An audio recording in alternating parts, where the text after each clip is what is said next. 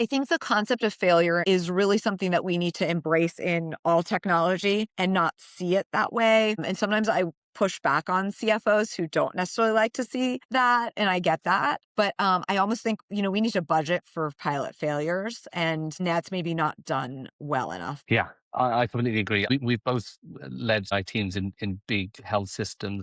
I don't know about you, but I caught myself in lots of situations where you're trying to be the change maker. You're trying to sort of advocate for an innovation or technology. And a lot of time you're pushing and pulling, you're using your own political capital to get something in. And you create scenarios where things can get sort of too big to fail, where you're like, Yep. okay, I've put in so much effort to get this thing in. It kind of now has to work. And I always felt like that's not a great situation to be in. In Yep. any business, you want things to succeed or die on their merit. And that's where your point around the cost of piloting actually is the important denominator here, right?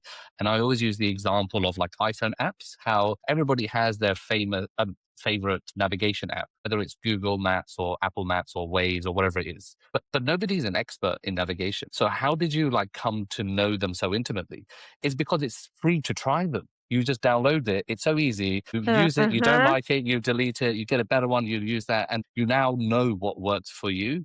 And one of the things that I always wanted to do through Newton's Tree is how do we create that effect with healthcare innovation where there is no penalty in innovating, right? Or deleting something or not liking it.